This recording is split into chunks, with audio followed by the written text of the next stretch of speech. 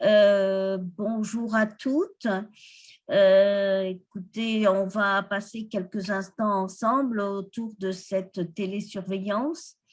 Alors, je me présente tout d'abord, donc je suis cardiologue et je me suis toujours intéressée à l'insuffisance cardiaque depuis, je dirais, mon clinica, où j'ai participé à la mise en place du programme de transplantation cardiaque à Clermont. Et puis ensuite, je me suis occupée de réadaptation cardiaque, où j'ai fini ma carrière. Et en parallèle, et vous savez que la réadaptation cardiaque fait partie de la prise en charge de nos patients, j'ai participé à la mise en place d'un réseau de soins de suivi des insuffisants cardiaques en Auvergne qui a pris naissance en 2010 avec une fonctionnalité en 2011, donc qui nous a permis d'avoir une certaine expertise dans le domaine, puisque comme vous le verrez, on a inclus plus de 2500 patients insuffisants cardiaques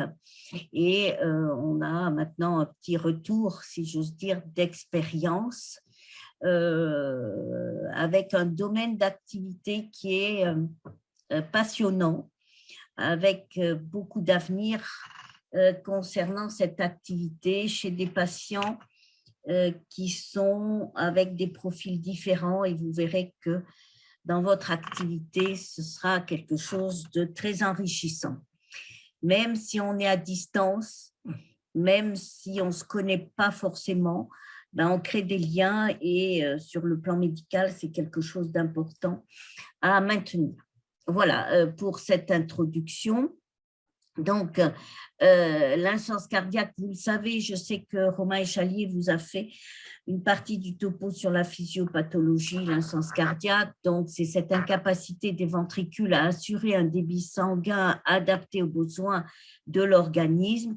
Et vous savez aussi que c'est l'aboutissement de toutes les pathologies cardiaques, ce qui prouve que cette insuffisance cardiaque a de l'avenir.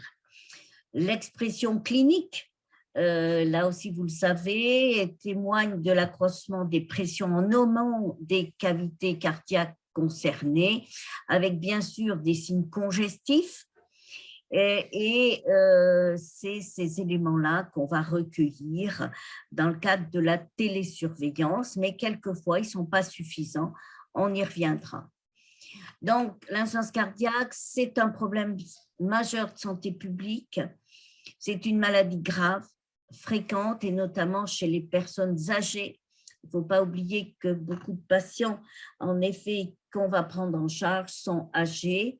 Et voyez l'évolution de la prévalence de cette maladie qui est de 8% entre 49 et 59 ans et puis atteint plus de 66% quand on dépasse 80 ans.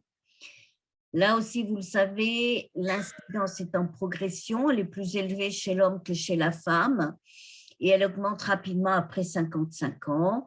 Elle est responsable de plus de 30 000 décès et son coût est important puisque les réhospitalisations sont nombreuses et les dépenses médicales associées à cette pathologie sont maintenant très importantes. Donc, deux facteurs qui expliquent la progression de cette maladie dans nos pays, bien sûr le vieillissement des populations et le fait que nous, en cardiologie, on fabrique des insuffisants cardiaques tous les jours.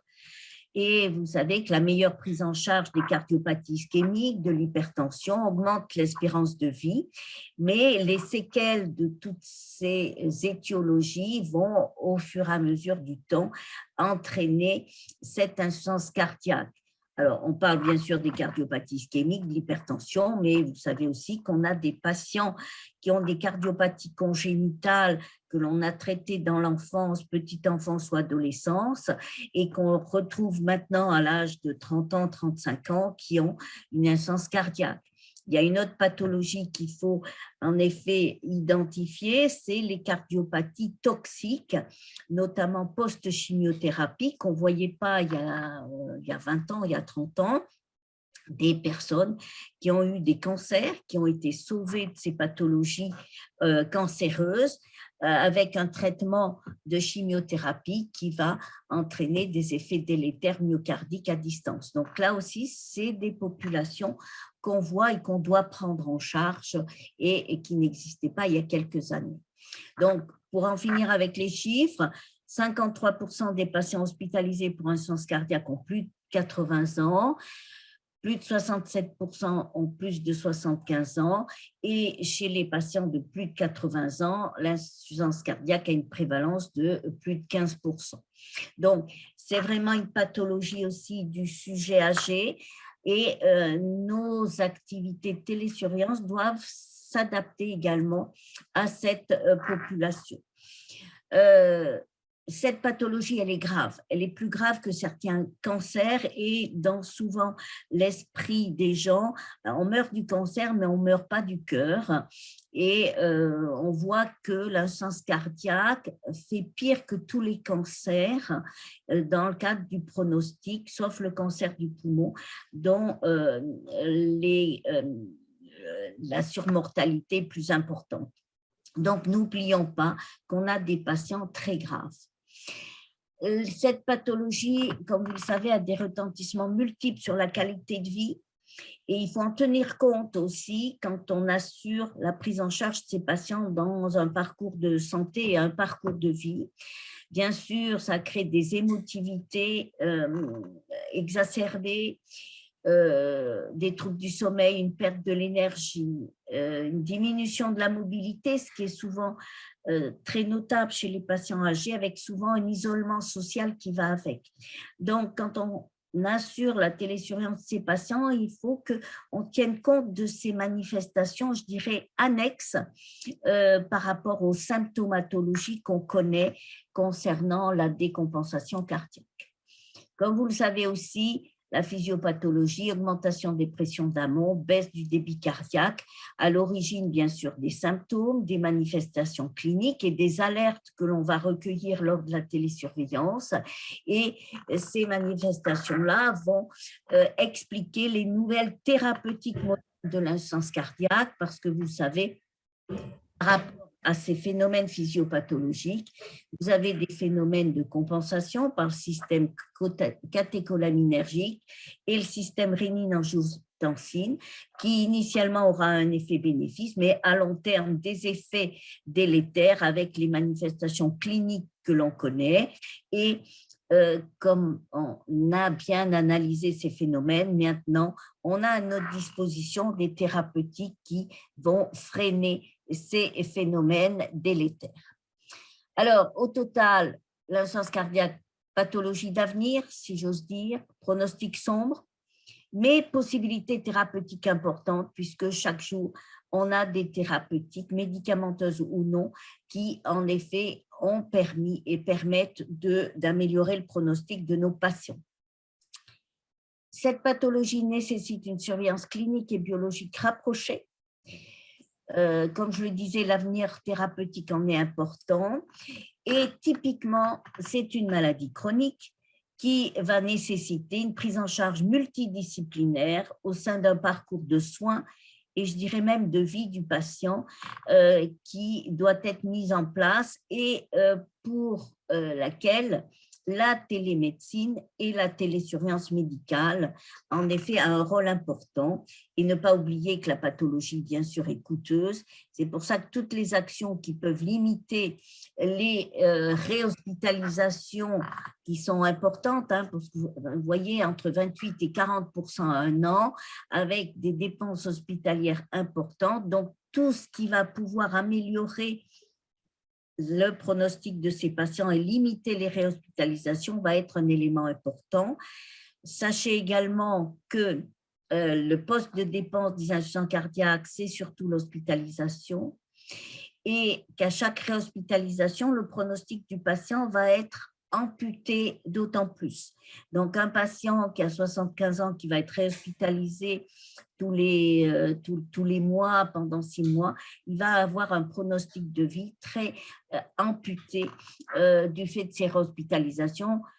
Comprenez bien qu'un patient âgé qui va être réhospitalisé va avoir des altérations cognitives qui vont participer à sa détérioration clinique.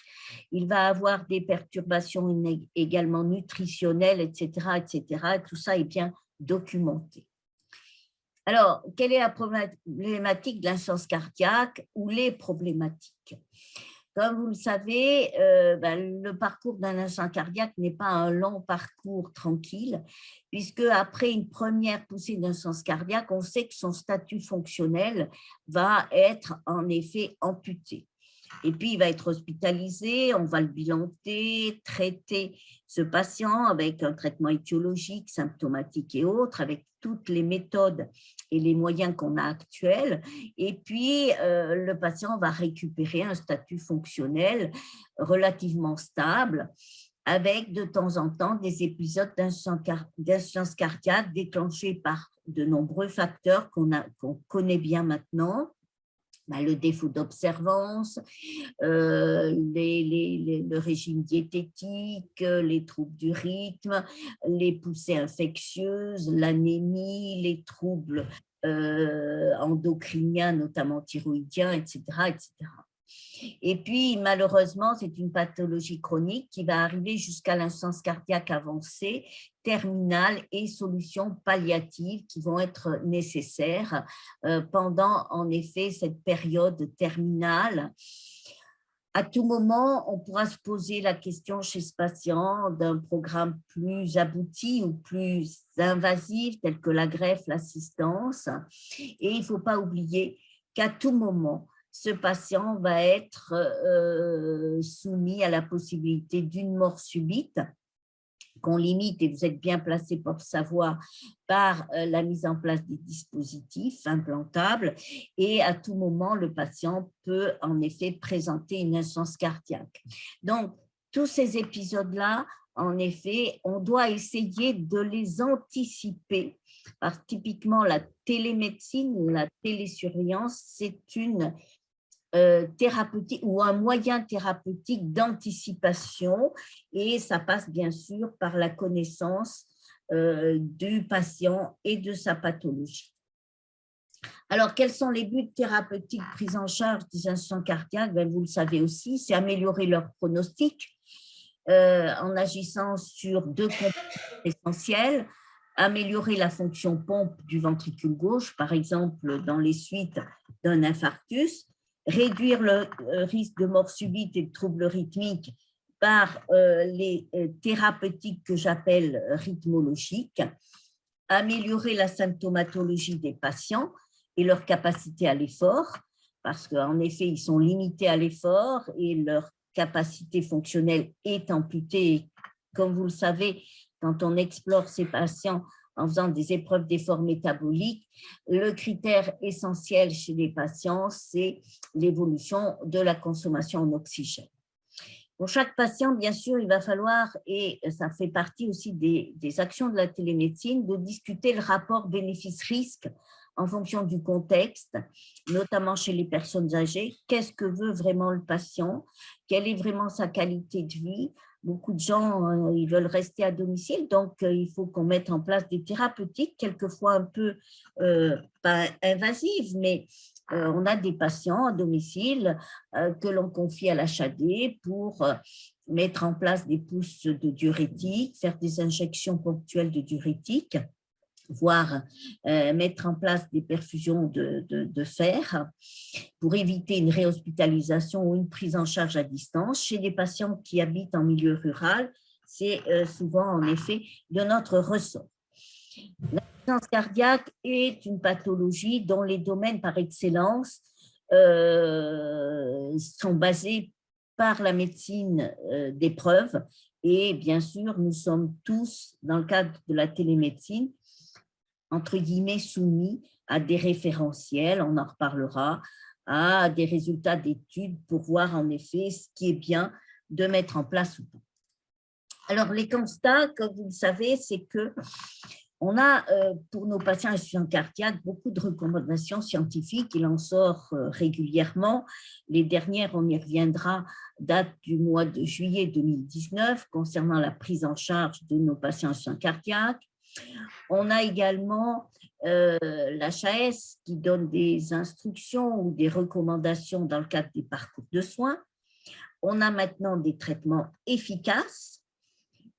On a mis en place des actions éducatives et peut-être que vous avez au sein de vos établissements un programme d'éducation thérapeutique, pas forcément uniquement pour l'insuffisance cardiaque, mais on sait que l'éducation thérapeutique est efficace et est un élément majeur de prise en charge de nos patients. Mais cette balance, elle est déséquilibrée parce que dans la vraie vie, on a souvent affaire à des patients qui sont isolés, qui ont des possibilités de disponibilité médicale difficiles. C'est le cas dans notre région notamment, ou dans certains secteurs d'activité, la moitié des médecins généralistes ont plus de 55 ans. On a, et c'est typiquement les difficultés, je dirais, interprofessionnelles, des problèmes de communication interprofessionnelle. C'est-à-dire que le patient sort de l'hôpital, il ne sort pas forcément avec son compte-rendu, le compte-rendu arrive avec retard, le médecin généraliste n'est pas au courant des résultats, etc. Malgré toutes les recommandations qui sont faites, on a quand même des communications difficiles et on en reparlera, mais la télésurveillance doit être un élément aussi d'accrochage et d'optimisation de ces communications. Comme vous le savez aussi, le retour à domicile de nos patients après une poussée d'insuffisance cardiaque est souvent brutal, mal organisé, les suivis non organisés. Les durées hospitalières sont de plus en plus courtes. Le patient est averti le matin qu'il va sortir l'après-midi. En catastrophe, on commande le taxi. Le patient rentre à domicile, il n'a pas tous ses rendez-vous. Donc, tout ça explique que, malheureusement, avec tous les progrès scientifiques, nos patients sont réhospitalisés, donc il faut trouver des solutions. Pour vous montrer un exemple, en effet, on a fait une étude au niveau de la région Rhône-Alpes-Auvergne, une étude préalable qui a été faite par l'assurance maladie dans le cadre des parcours de soins, puisque nous, au niveau de la région Rhône-Alpes-Auvergne, on a été une des régions en France avec la région Est où on a fait une étude sur les parcours de soins de l'insuffisance cardiaque avec également une autre pathologie qui est l'ostéoporose pour essayer de voir comment, en effet, on pouvait référencier ces parcours de soins et surtout les financer, puisqu'on parle pour ces pathologies-là d'un financement au parcours. Donc, il a été étudié plus de 17 000 patients en 2017, d'âge moyen de 82 ans. Donc, vous voyez un petit peu la population qu'on a à prendre en charge. Ces patients ont des problèmes de comorbidité dans 40% des cas, dont diabétiques pour 39% des cas. Et la durée de séjour de ces patients pour une poussée d'insuffisance cardiaque est de 11 jours, avec, vous voyez, une mortalité à 6 mois de plus de 22%. Et on s'aperçoit que chez ces patients, quand on fait un suivi, grâce aux données du PMSI et des données SNIRAM, qu'ils sont réhospitalisés pour 21% à 6 mois. Et dans la moitié des cas, dans le mois qui suit la réhospitalisation. Alors, petite anecdote, on sait que ce mois est une période fragile chez nos patients. C'est pour ça que si on veut mettre en place de la télésurveillance, il faut la mettre en place très tôt. Et aux États-Unis, si le patient est réhospitalisé dans le mois qui suit une hospitalisation, l'établissement qui l'a pris en charge ne sera pas remboursé. Pourquoi? Parce qu'on estime que l'établissement n'a pas fait le nécessaire pour éviter cette réhospitalisation. Voilà, petite anecdote qui pourrait peut-être arriver en France dans les années à venir. Concernant le suivi de ces patients, on s'aperçoit que contrairement à ce qui est programmé, 51% des patients n'ont pas vu leur médecin dans les 15 jours qui ont suivi le retour à domicile et 38% n'ont pas eu de consultation cardiologique dans les 2 mois. Ce qui veut dire que là aussi, on ne peut pas imaginer qu'il y ait une amélioration de l'inertie thérapeutique si les patients ne sont pas revus. Concernant le traitement, et vous savez que le traitement doit être optimisé chez nos patients, seulement 50% de nos patients ont un traitement bêta-bloquant ou IEC ou système rénine-angiotensine à 6 mois. Donc, il y a beaucoup, en effet, de défauts dans la prise en charge de nos patients.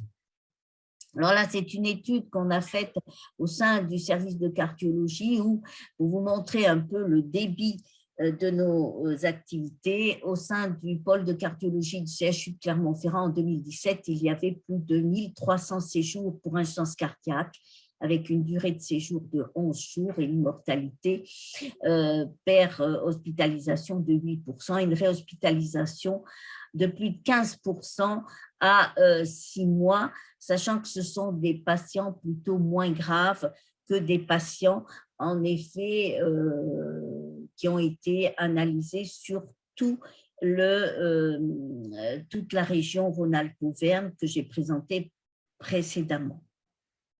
Il ne faut pas oublier aussi que nos patients en soins cardiaques ne sont pas forcément dans les services de cardiologie.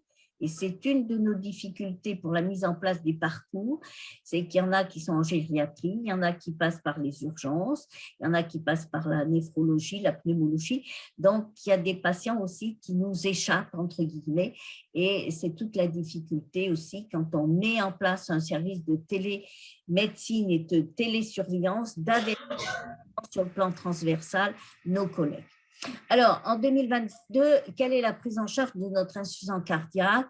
C'est souvent le parcours du combattant. Il y a, comme vous le savez, une prise en charge médicamenteuse qui est bien organisée avec les traitements, les nouveaux médicaments arrivés, notamment les dapagliflozine. Et puis, il y a la prise en charge non médicamenteuse que vous connaissez avec tous les traitements que j'appellerais moi rythmologiques.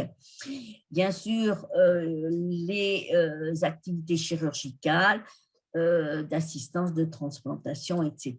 Mais il ne faut pas oublier que la troisième partie de prise en charge, c'est ce qui passe à côté et qui est souvent négligé du fait de difficultés de prise en charge de temps ou de mise en place de parcours. C'est bien sûr les règles hygiéno-diététiques, la mise en place d'un réentraînement physique et la poursuite d'activités physiques, tous les problèmes éducatifs et également psychosociaux et la télésurveillance. Et donc, on est là pour tous mettre en place tout ça dans nos parcours de soins de ces patients.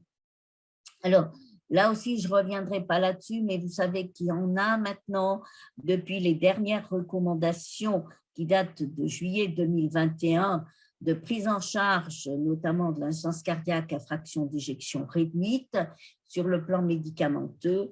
On a, et c'est résumé dans cette diapo, tout un management de thérapeutique. Et vous voyez que logiquement, le patient qui doit sortir de l'hôpital, il doit avoir les IEC, ou tout au moins les inhibiteurs du système rénine-angiotensine, les bêta-bloquants, les inhibiteurs des récepteurs minéralocorticoïdes, les dapagliflozine et des dosages de diurétiques minimum pour stabiliser. Ce patient ensuite, s'il reste en effet symptomatique avec une dysfonction ventriculaire gauche, bien, se pose la question, en effet, du défibrillateur, comme vous le savez, de la resynchronisation. Et ensuite, bien sûr, en fonction des cas, il peut bénéficier d'un programme, en effet, plus invasif de greffe ou d'assistance. Mais dans toutes ces recommandations, il est bien spécifié également que le patient, et c'est également reconduit par rapport aux recommandations de 2016, le patient doit avoir une surveillance multidisciplinaire et c'est là qu'interviennent les parcours de soins et notamment la télémédecine et la télésurveillance. Alors, comment organiser la sortie d'une patient en soins cardiaques hospitalisée? Là aussi, les choses ne sont pas nouvelles puisqu'en 2015, l'HAS avait donné des recommandations et ces recommandations, elles sont bien établies sur le papier. En pratique, elles sont plus compliquées. Il faut que le patient soit bien optimisé dans sa thérapeutique, qu'il ait une surveillance clinique et biologique, qu'il ait un accès rapide aux soins, une activité physique, et s'il doit être hospitalisé, éviter les urgences. Tout ceci dans le cadre d'un suivi binôme médecin traitant et cardiologue, avec des visites structurées d'infirmières à domicile et un suivi structuré avec télésurveillance et hotline. Donc, vous voyez, ça apparaissait quand même dans les recommandations de l'HAS en 2015. Et bien sûr, comme ce sont des patients qui ont des comorbidités, il y ait au niveau du parcours de soins du patient une concertation pluriprofessionnelle. Donc, tout ceci est schématisé sur ce document-là où, en fonction du stade fonctionnel, on doit voir le cardiologue, soit une fois par an si le patient est en classe 1, voire plus souvent en fonction de sa prise en charge et bien sûr, s'il y a des dispositifs implantables, avoir un suivi. Par rapport à ça, on sait que malheureusement, les patients sont réhospitalisés. Et on sait maintenant que plus de 52% des patients doivent ne devraient pas être hospitalisés parce qu'on sait identifier pourquoi ils ont été hospitalisés. Soit c'est la non-observance du traitement ou du régime, soit le traitement est inadéquat, soit il y a une récidive d'ischémie myocardique, une arythmie cardiaque, des problèmes d'hypertension, etc. Donc, on sait identifier chez nos patients les facteurs déclenchants, à nous à identifier ces facteurs pour prévenir. Donc, quels sont les enjeux de la télémédecine et comment envisager télémédecine et assistance cardiaque? Ça relève en effet de toutes les lois qui, en effet, sont sorties maintenant depuis plus de 5 ans, la loi de financement de la sécurité sociale, les lois relatives au numérique en santé, etc. Et quels sont les besoins prioritaires qui ont été dégagés et affirmés? C'est qu'il faut qu'il y ait un déploiement de ces activités sur des territoires isolés. Nous, typiquement en Auvergne, on en fait en effet partie, que l'offre de soins est malheureusement diminuée sur certains territoires. Les besoins prioritaires doivent intéresser les maladies rares et surtout les maladies chroniques. Alors nous, aujourd'hui, on parle d'insuffisance cardiaque, mais il y a aussi l'insuffisance respiratoire, l'insuffisance rénale, et les patients diabétiques. Et bien sûr, cette télémédecine doit répondre à la complexité de prise en charge et c'est typiquement, en effet, nos patients cardiaques qui ont des comorbidités, qui ont des difficultés sociales et qui ont également souvent des multiplicités dans les intervenants de prise en charge. Le patient qui est suivi par un pneumologue, qui est diabétique, etc., etc.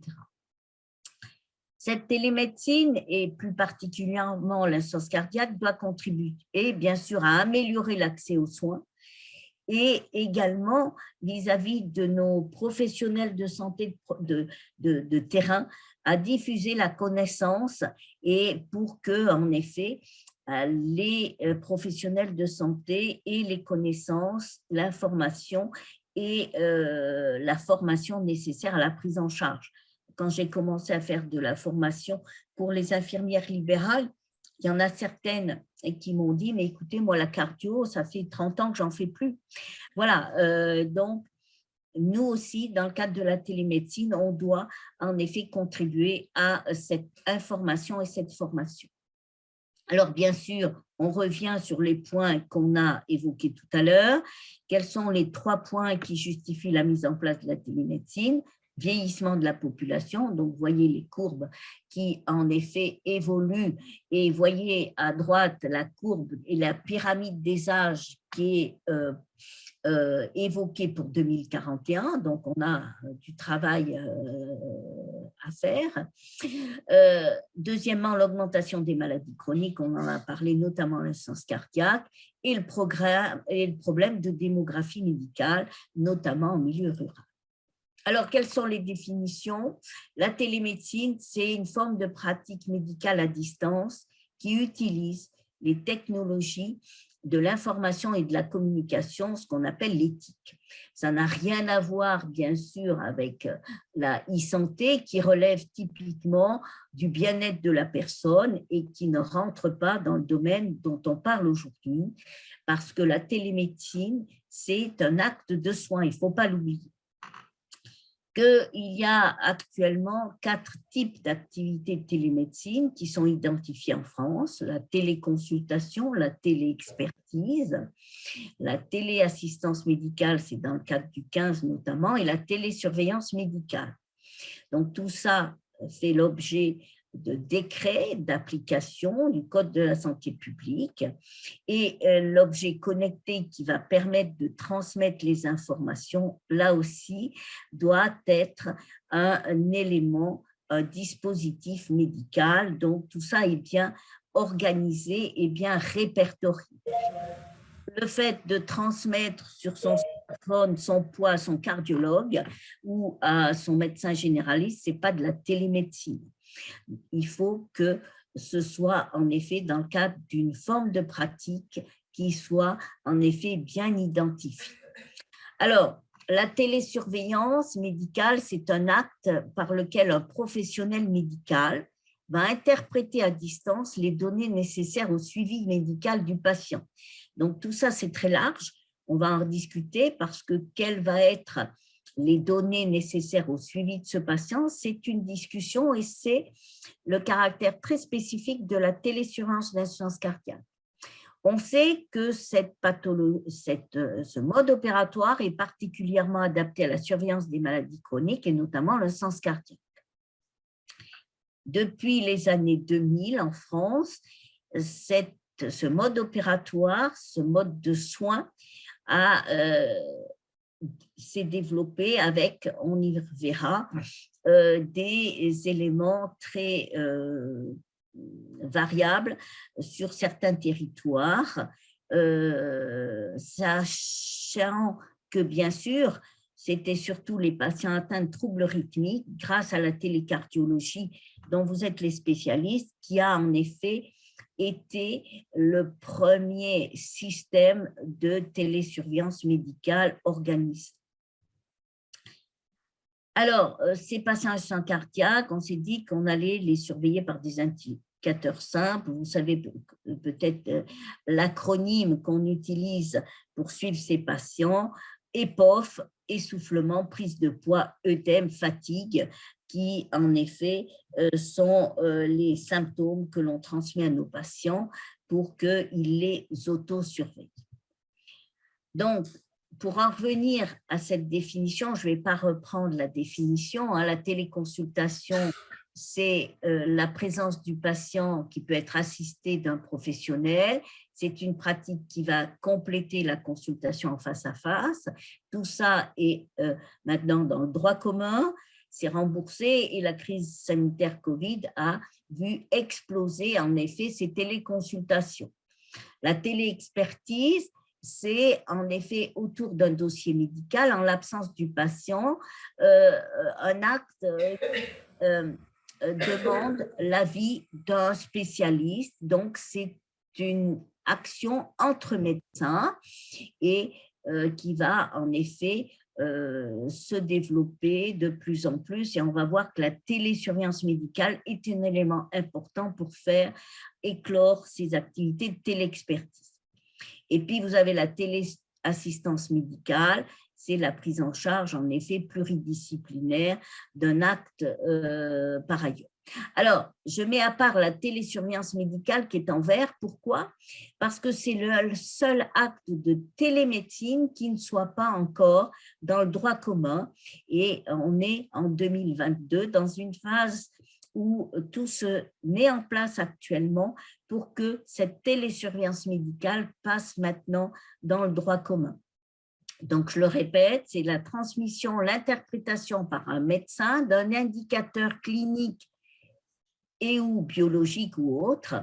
Donc, c'est une pratique qui se structure et qui s'intègre au parcours de soins. C'est tout à fait, en effet, dans le domaine dont on va parler maintenant. Alors, quelles sont les actions de la télésurveillance? On peut schématiser les choses sous la forme de ce schéma qui est un œil, en fait. Et typiquement, la télésurveillance médicale, c'est une médecine prédictive. Donc, pour un patient, on a des indicateurs, quels qu'ils soient, qui nous permettent d'être analysés et on a chez ce patient-là, dans son suivi, une zone de confort et on est dans l'action thérapeutique préventive. Et puis, il y a une petite bordure, là, c'est le seuil de sécurité. Et puis, on a une petite zone grise autour, qui est la zone thérapeutique où on peut corriger. Ça veut dire que c'est là où notre télémédecine va analyser des signes d'alerte pour que justement, il puisse y avoir une action thérapeutique qui va corriger cet indicateur anormal et remettre notre patient dans une zone de confort. Et puis, il y a la zone d'hyperalerte où là, on va mettre en place des actions correctrices, mais peut-être qu'on n'arrivera pas à arriver à cette zone à nouveau de base. Et au-delà, il y a la zone de décompensation où nos patients, malheureusement, vont être réhospitalisés. Donc, il faut toujours avoir à l'idée ce schéma et ça résume en fait tout ce qu'on devrait faire dans le cadre de la télésurveillance médicale de nos patients. Alors, si on reprend l'aspect chronologique des choses, un patient qui est hospitalisé, quand on analyse les choses, on s'aperçoit que dans les jours précédents, et vous voyez qu'on peut aller très loin, il y avait quand même des signes évocateurs qui auraient fait que. Alors, si on reprend l'évolution chronologique de notre patient, qui est dans la zone de confort, en insuffisance cardiaque stable, il va y avoir le début de la décompensation cardiaque et sur le plan physiopathologique, une augmentation de ses pressions de remplissage. C'est là qu'on est dans les analyses de capteurs de pression. Vous êtes peut-être au sein d'un service où où on a cette mise en place de capteurs de pression dans l'artère pulmonaire qui permettent en effet d'analyser cette augmentation de pression et qui va en effet alerter le service dédié. Mais tout le monde n'a pas des capteurs de pression dans l'artère pulmonaire et vous voyez que ces événements, ils arrivent à moins 20 jours par rapport à l'hospitalisation. Et puis, si on va un peu plus en avant, si on n'a pas la possibilité d'analyser ces augmentations de pression intraventriculaire, on a quand même des signes de congestion. Ces signes de congestion, c'est les analyses par les impédances mètres, et on verra en effet l'importance de l'optivol dans ce domaine-là. Et puis, on sait que les biomarqueurs, ils vont être un élément important qui vont nous alerter pour dire « Ah, attention, le patient a des phénomènes-là » et on le verra tout à l'heure dans les dossiers cliniques. Donc, vous voyez que ça, c'est à moins 15 jours de l'hospitalisation.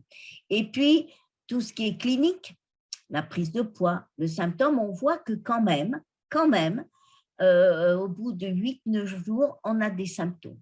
Donc, vous voyez qu'on a, dans le cadre de la télésurveillance, plusieurs possibilités et que logiquement, on ne devrait pas avoir des patients réhospitalisés parce qu'on a quand même le temps, on aurait le temps, en dehors de phénomènes aigus bien sûr, de réagir parce qu'on s'aperçoit quand même que la prise de poids identifiée, que les symptômes surviennent quand même assez précocement dans l'histoire d'une décompensation. Alors, je répète, c'est dans le cadre d'une décompensation progressive. Bien sûr, s'il y a un trouble du rythme ou un événement aigu, les choses sont un peu différentes et vous le savez, nos patients sont très différents et ont des raisons de décompenser très différentes. Alors, en pratique, que surveiller? Donc, le maître mot, c'est quand même décompensation cardiaque, congestion, phénomène de rétention hydrosodée, et le poids est un élément important dans le suivi de nos patients. Mais attention, le poids, ce n'est pas une fois par semaine, ce n'est pas tous les 3 jours, ce n'est pas quand on y pense. Le poids, c'est la variation de poids sur plusieurs jours. Donc là aussi, il faut être très exigeant et ça fait partie de nos rôles éducatifs dans la télésurveillance médicale d'expliquer aux patients la nécessité d'un poids quotidien. Les symptômes, alors, beaucoup d'industriels proposent des symptômes. Là aussi, ces symptômes ont un rôle, on l'a vu dans l'aspect chronologique, mais là aussi, ce n'est pas une fois tous les mois que le patient doit nous transmettre les informations.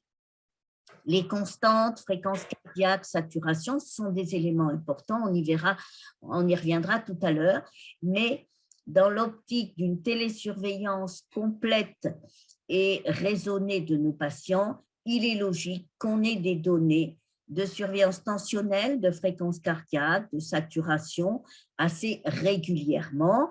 Soit c'est fait directement par les systèmes industriels, soit grâce au suivi infirmier à domicile. Vous verrez, on arrive à diagnostiquer des troubles du rythme et on analysera un dossier clinique tout à l'heure.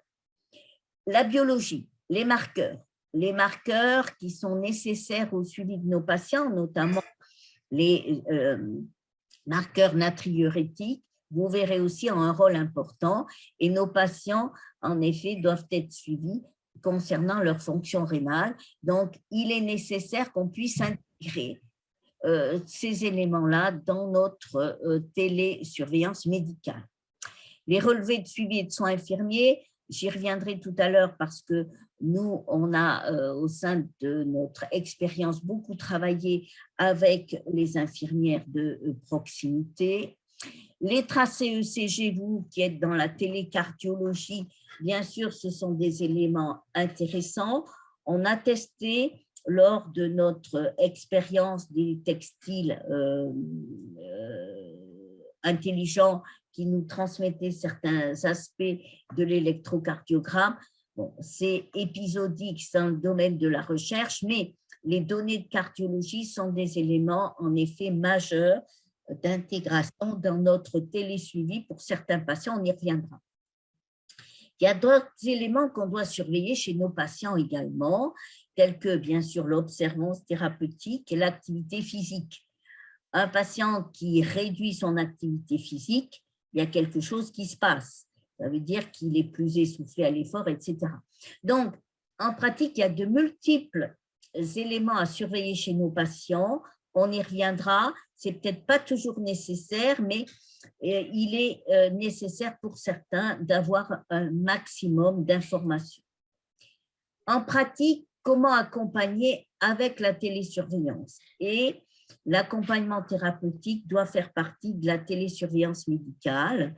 Cet accompagnement doit faire partie de notre rôle d'équipe dédiée, et je reparlerai de cette équipe dédiée à cette télésurveillance parce que cette équipe dédiée, elle doit d'une part repérer le patient au bon moment. Et ça, vous verrez que malheureusement, il y a beaucoup de patients qui nous échappent. Je le disais tout à l'heure, il y a certains patients qui passent par les urgences, qui ont une cure de diurétique, qui rentrent ensuite à domicile, comme si de rien n'était, avec quelquefois la dose de diurétique qui est moindre par rapport à ce qu'ils avaient avant. Il y a des patients qui sont en pneumologie, qui sont en maladies infectieuses, etc., etc. Il faut savoir créer des liens même intra-hospitaliers pour repérer le patient. Il faut le repérer au bon moment, on y reviendra aussi tout à l'heure. Il faut l'accompagner sur le point éducatif et surtout son parcours. Il faut également informer ces professionnels qu'on appelle, nous, de contact, c'est-à-dire que le médecin généraliste, le spécialiste, le pharmacien, l'infirmière, le laboratoire qui prennent en charge au domicile le patient doivent être identifiés et avec l'accord du patient, on doit informer de la prise en charge du patient au sein d'un programme de télésurveillance pour pouvoir informer, non seulement informer, mais échanger par rapport au suivi de ce patient. Cet échange est important, il faut échanger les informations et collaborer sur les actions menées. Et c'est le rôle aussi de la télésurveillance médicale de faire ces actions pour que chacun sache au bon moment, en effet, quelles sont les actions menées. Par exemple, on le verra tout à l'heure également, dans le suivi de nos patients, on établit des rapports de synthèse pour préparer la consultation du cardiologue libéral ou hospitalier pour les de suivi et les dents. Il faut former le patient, bien sûr, parce que là aussi, c'est lui qui va utiliser le dispositif, qui va être au centre du dispositif, mais ne pas oublier ses aidants et bien sûr les professionnels de santé. Là aussi, on a à notre disposition maintenant des protocoles de coopération avec les infirmières libérales dans le cadre de certaines pathologies, vous le savez. On a également des délégations de tâches qui sont mises en place pour certaines actions de soins de suivi, d'éducation thérapeutique, et vous en faites peut-être partie. Les nouvelles formations concernant les IPA sont là aussi pour participer activement à ce suivi. Alors, quelle est la situation actuelle de la surveillance médicale en France?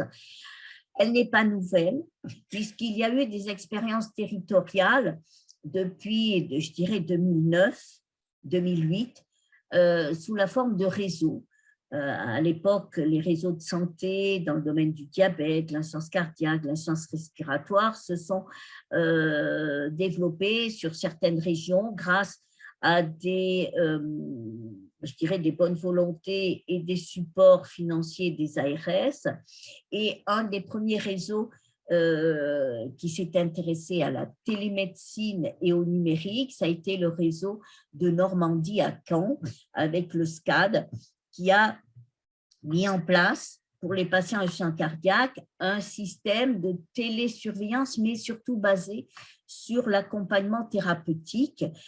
Ça a été un peu sur le plan numérique la fin, vous savez, du Minitel, où le patient se connectait sur Minitel, répondait à des questions, et de l'autre côté, il y avait une équipe dédiée qui, en effet, accompagnait le patient, et ce réseau, en effet, a été un des premiers à mettre en place ces systèmes d'accompagnement des insuffisants cardiaques. Nous, on a débuté en Auvergne en 2010-2011, où on a voulu en effet mettre en place un réseau de suivi des insuffisants cardiaques, au départ basé sur l'expérience qui avait été faite dans la région Est, dans le réseau Icalor, et on s'est basculé rapidement sur le numérique grâce à une entreprise locale qui nous a permis de créer en effet cette télésurveillance grâce aux objets connectés, on en reparlera. Puis bien sûr, comme je vous l'ai dit tout à l'heure, l'HAS a préconisé la mise en place de systèmes de hotline. Il y a eu des études scientifiques, PIMS et OSICAT, dont les résultats sont parus il y a peu de temps au niveau français, parce que concernant cette activité, et vous le verrez, ce n'est pas simple, il fallait la preuve d'une réalité et d'une efficacité de cette télésurveillance, et ces études françaises ont été un petit peu mitigées dans les résultats, puisque on n'a pas mis en évidence sur ces patients-là qui étaient inclus une véritable amélioration de leur mortalité, ni un gain en termes de mortalité et réhospitalisation, sauf dans certaines catégories de patients. Et comme vous le savez, les études ne s'intéressent qu'à certains profils de patients et ce n'est pas la vraie vie.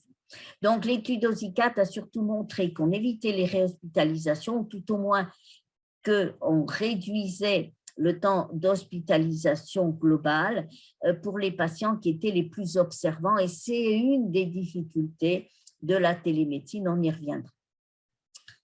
Par contre, a été publié en 2019 lors du Congrès européen l'expérience germanique avec l'étude TIMSS-HF, on y reviendra, qui a montré par contre que la mise en place d'une surveillance multiple de ces patients avait un effet positif en termes de mortalité et surtout de pronostic et de réhospitalisation, avec bien sûr des résultats médico-économiques, ce que nous demandent nos tuteurs.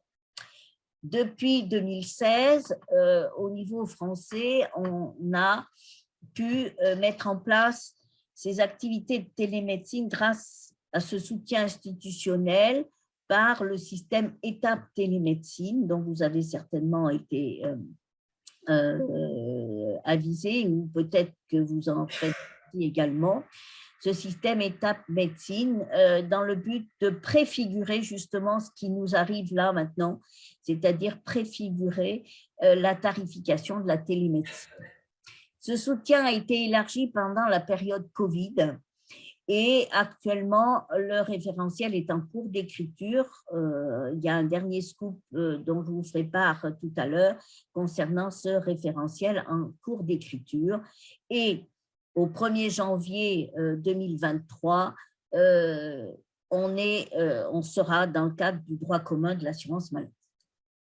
Alors, cette expérience étape, donc, date de 2018 dans le cadre de la loi de finances, mais les décrets étaient parus en 2016.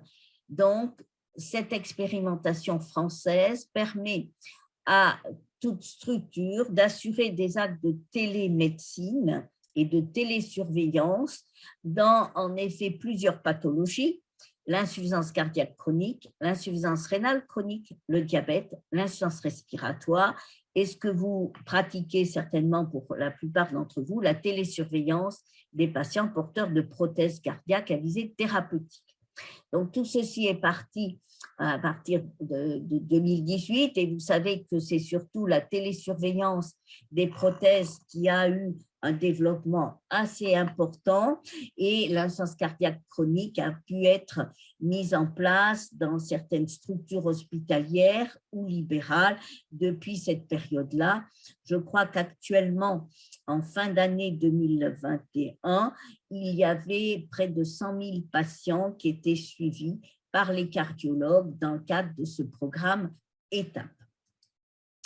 Alors, sur le plan scientifique en France, donc, vous voyez, plusieurs études randomisées. Je vous parlais de l'expérience de Normandie avec le SCAD, Cardio-Auvergne, nous, au niveau de la région Rhône-Alpes-Auvergne, OSICAD plutôt dans la région sud. Et sachez également qu'au niveau de l'assurance maladie, il y a un système d'accompagnement au retour à domicile, le système Prado, qui s'est mis en place donc en parallèle.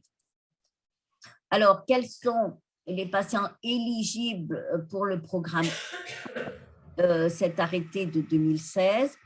Tous les patients qui étaient hospitalisés au cours des 30 derniers jours pour une poussée d'insuffisance cardiaque, ou tous les patients hospitalisés dans l'année précédente avec des critères fonctionnels de détérioration, puisque ces patients sont en classe 2 avec des dosages de marqueurs natriurétiques élevés. Voilà, donc ça, c'était le premier programme étape qui a permis le développement de cette activité. Les patients non éligibles, c'est ceux qui avaient l'impossibilité physique d'utiliser le matériel connecté, des patients dialysés, insuffisants hépatiques sévères, ou dont le pronostic de vie était limité à moins d'1 an, et bien sûr qui n'acceptaient pas d'adhérer au système et l'utilisation de leurs données, et qui étaient suspects de non-observance. Donc, en pratique, ces patients éligibles pouvaient être pris en charge par une structure, quelle qu'il soit, avec comme médecin qui pouvait inclure le patient soit un médecin spécialiste en pathologie cardiovasculaire ou un généraliste disposant d'un diplôme d'insuffisance cardiaque. Tout médecin traitant pouvait inclure le patient, un médecin gériatre également. Par contre, le médecin qui doit assurer la télésurveillance et la coordination doit être obligatoirement un cardiologue ou un généraliste ayant un diplôme d'insuffisance cardiaque. Du fait de la crise sanitaire, il y a eu des amendements et au mois de mars 2020, il a été supprimé le critère d'hospitalisation, c'est-à-dire qu'étaient éligibles au programme de télésurveillance tous les patients insuffisants cardiaques en classe 2 avec des taux de natriurétique élevés, ce qui a en effet permis de booster cette activité. Et nous, au niveau de notre activité de Cardio-Auvergne, on a vu en avril 2020 et mai 2020, en effet, exploser nos prises en charge. Et vous le verrez, on a en quelques semaines toute une activité d'une année. Alors, si on revient aux expériences germaniques, là, en effet, les résultats ont été très probants, puisque les patients qui étaient au nombre de plus de 1500 étaient pris en charge dans les suites d'une hospitalisation, avaient une surveillance pluriparamétrique avec poids, tension, fréquence cardiaque, et le centre de télésurveillance était ouvert 24 heures sur 24 et 7 jours sur 7. Typiquement, ils ont mis en place, ils ont bien mis en évidence que le programme de télésurveillance permettait de réduire le nombre de jours d'hospitalisation et la mortalité totale chez ces patients insuffisants cardiaques. C'est vraiment l'étude basique qui a permis en effet de rétablir et d'établir, dans le cadre des recommandations de la Société européenne de cardio, un programme de télésurveillance dans le parcours de soins de nos patients. Alors, bien sûr, si on s'en réfère à certaines études qui ont été faites, et l'étude OSICAT dont je vous ai parlé a permis d'inclure sur 18 mois près de 1000 patients, et les surveillances étaient basées essentiellement sur le poids et les symptômes, et on s'aperçoit que contrairement à l'étude TIMSS, il n'y a pas eu véritablement d'amélioration du suivi. Donc, tout ceci va dans le sens où on doit réfléchir pour chaque profil de patient le bon mode de télésurveillance, et que pour certains patients, certainement qu'une seule surveillance du poids ne suffit pas, on en reparlera, et il faut certainement s'attacher à essayer d'être pluriparamétrique dans nos prises en charge. Alors, je vais vous faire part d'abord de notre expérience de Cardio-Auvergne, qui est née donc en 2010, opérationnelle en 2011, avec une équipe qui a été dédiée pour essayer de mettre en place en effet un système basé sur le numérique qui puisse en effet, après la sortie de soins aigus, pour pousser l'insuffisance cardiaque, mettre en place en effet un système d'accompagnement de nos patients, dans le but, bien sûr, d'améliorer le pronostic, favoriser le maintien à domicile, éviter les réhospitalisations en organisant la sortie et le suivi médical et paramédical, en améliorant l'observance, en réajustant la thérapeutique et dans le but également de pallier à l'isolement social. Alors, on revient en effet sur notre précédente diapo en disant que le patient, il est très fragile dans le mois qui suit l'hospitalisation, et que cette phase d'hospitalisation doit être l'occasion de la mise en place de la télémédecine et de la télésurveillance. Donc, quelle a été la philosophie? La philosophie de Cardio-Auvergne, ça a été de récupérer des données de santé simples à domicile en collaboration avec les professionnels de santé ou les aidants du patient.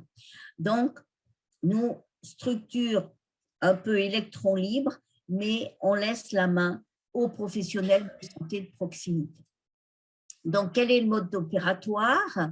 Donc, concernant le patient insuffisant cardiaque grave après un épisode aigu, impératif, bien sûr, capable physiquement de monter sur une balance, et également autre impératif, joignable par téléphone directement ou indirectement, parce qu'on s'est aperçu que certains patients n'avaient même pas de contact téléphonique fiable et pérenne.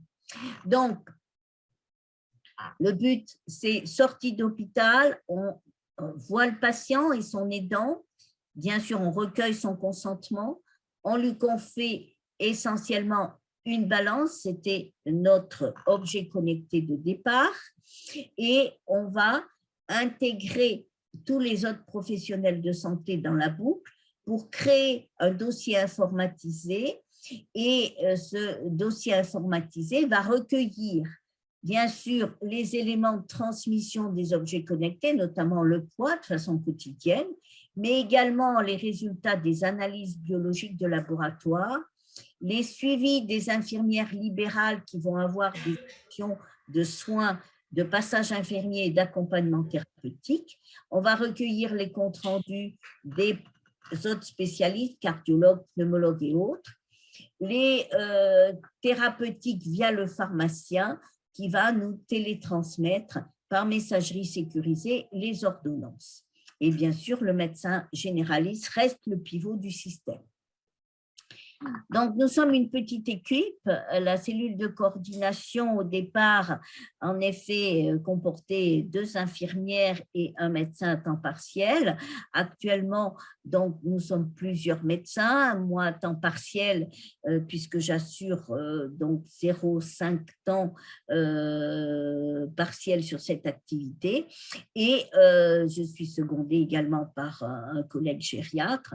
Et nous avons actuellement 3 coordinatrices qui assurent le télésuivi, qui comporte l'inclusion en sortie d'hospitalisation, la mise à disposition du matériel, parce que c'est nous, dans la majorité des cas, qui remettons le matériel. On y reviendra là-dessus, ça me paraît un élément important, qui assureront le télésuivi et l'accompagnement thérapeutique. L'accompagnement thérapeutique, vous le savez, doit comporter 3 séances par semestre. Donc, on a établi des documents pédagogiques et tout ceci est tracé. Et bien sûr, tout accompagnement thérapeutique nécessite une prise de rendez-vous préalable et puis un entretien qui dure environ une demi-heure par téléphone et qui va être tracé dans le dossier. Je sais qu'à Bordeaux, ils ont commencé quelques séances vidéo, ils en ont fait, je crois, pas mal, auxquelles on a participé certaines, et je pense que c'est l'avenir. Dans la période Covid, on a modifié notre fonctionnement puisqu'on a travaillé également, et c'est l'intérêt de la télémédecine également, de la télésurveillance médicale, c'est qu'on peut faire du télétravail n'importe où qu'on soit. Et c'est un élément important pour la pérennité également du système et la facilité d'emploi. Et donc, pendant cette période Covid, on a en effet eu beaucoup d'inclusion parce que, par exemple, au CHU de Clermont-Ferrand en cardiologie, en avril-mai 2020, il y a plus de 2000 consultations qui ont été annulées. Donc, il a fallu prendre le relais, ce qui veut dire que par téléphone, on a pu contacter les patients pour les inclure, les accompagner, les former. On leur a envoyé cette fois-ci le matériel par voie postale et on a inclus des patients pendant cette période-là pour pallier à ces défauts de consultation. Et on a pu inclure plus de 180 patients en un mois, ce qui est en... Alors, Cardio-Auvergne, c'est un système de télésurveillance qui a été financé jusqu'à présent par l'ARS et on a eu plusieurs partenaires industriels, dont actuellement Careline, et c'est un GCS, c'est-à-dire un groupement de coopération sanitaire, pas un réseau, auquel participent des structures hospitalières. Alors, voilà le schéma que je vous ai signalé tout à l'heure. La cellule de coordination le patient grâce à nos cardiologues et va travailler avec l'ensemble des participants autour du patient et assurer le suivi à domicile. Donc, quels sont les intervenants? Ben, ils sont multiples. puisqu'on travaille avec des patients qui sont en EHPAD. On travaille bien sûr avec les associations d'usagers, les pharmaciens, les infirmiers, les kinés, bien sûr tous les généralistes, les cardiologues, les systèmes, en effet, les unités d'ETP qui existent dans certains hôpitaux, les laboratoires, l'HAD pour certaines activités, les SSR pour l'activité de réadaptation, bien sûr les diététiciens. Et depuis peu, on a à travailler et on a des conventions de partenariat et de parcours avec les CPTS, les unités territoriales de soins qui sont en train maintenant d'éclore un peu partout. Donc, quelques chiffres. Depuis 2012, on a inclus plus de 2500 patients sur le territoire, un peu débordant sur Rhône-Alpes, avec en permanence 754 patients en file active. Je répète, pour 3 infirmières, en effet, coordonnatrices. On a géré 180 alertes ou alarmes par jour. On assure une télésurveillance 7 jours sur 7. Et on a intégré notre activité au sein du parcours de soins du patient. Alors voilà les antennes périphériques sur notre domaine d'activité. L'Auvergne, c'est les 4 départements les plus à l'ouest de cette grande région Rhône-Alpes-Auvergne. Et on a pu maintenant former des antennes périphériques pour qu'ils soient parfaitement autonomes et on a le même prestataire que Grenoble et Lyon et certains centres de la région.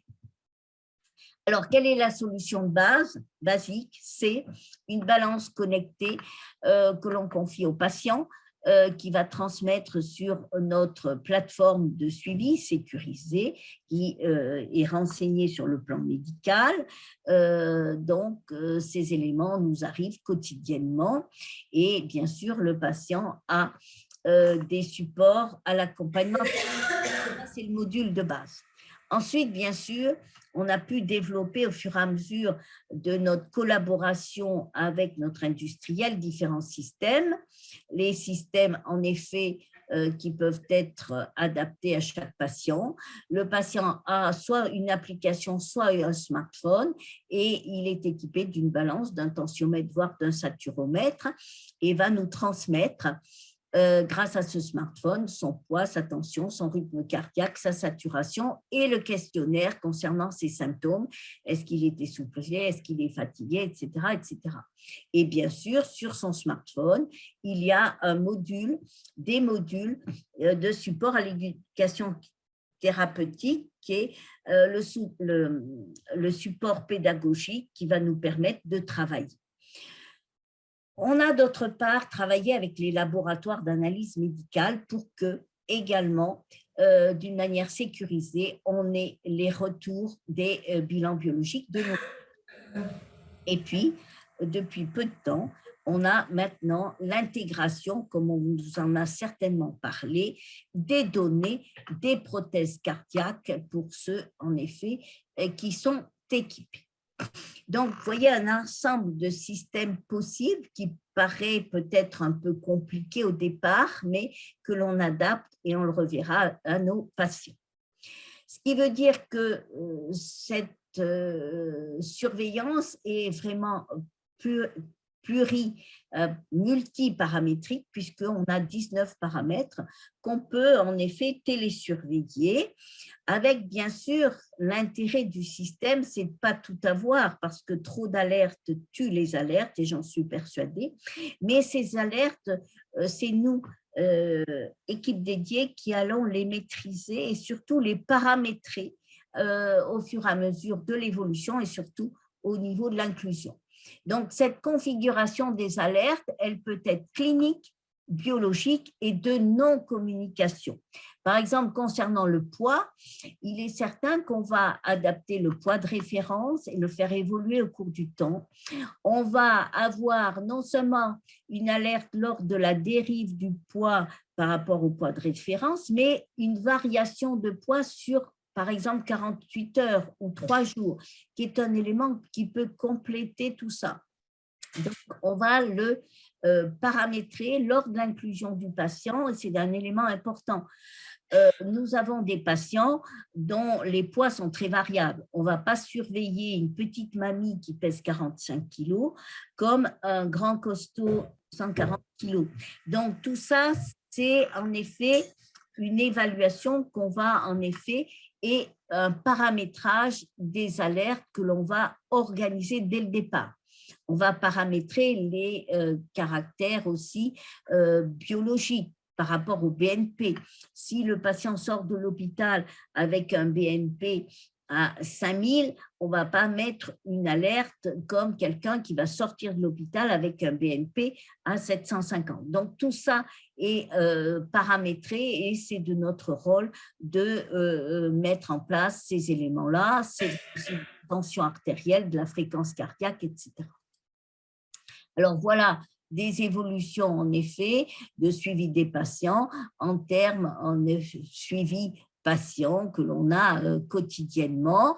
On a également des données biologiques telles que le NT-proBNP, l'urée, la créatinine, le potassium, l'hémoglobine, et on est en train de réfléchir à d'autres paramètres qu'on pourrait rajouter. Sachez que concernant les bilans biologiques, on a ces éléments-là qui vont déclencher des alertes, mais associés, nous avons toujours le document PDF qui nous arrive, ce qui veut dire que si le patient a un bilan thyroïdien, on l'aura également, etc., ou une lipidémie, une albuminémie et autres. Voilà des autres données concernant les suivis. Alors ça, c'est du domaine qui vous concerne, puisque grâce à la télécardiologie, on va pouvoir en effet récupérer des données telles que les épisodes de tachycardie ventriculaire non soutenue, la charge en FA, la fréquence ventriculaire, les pourcentages de stimulation lors des resynchros et en effet l'optivol ainsi que l'activité quotidienne, et je vous montrerai un dossier tout à l'heure. Donc, un ensemble de données qui est assez considérable et pour analyser au mieux l'état de nos patients. Donc, voilà, vous avez des exemples d'alertes, bien sûr, qu'on peut aussi paramétrer et que vous connaissez, je dirais, mieux que moi.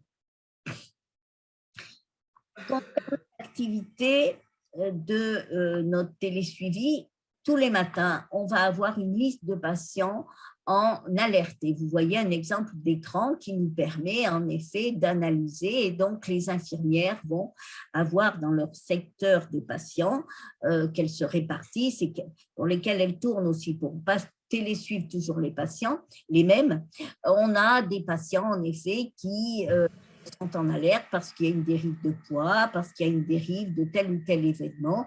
Et bien sûr, ces alertes vont être analysées, vont quelquefois justifier un coup de téléphone au patient, à son aidant, voire à son médecin.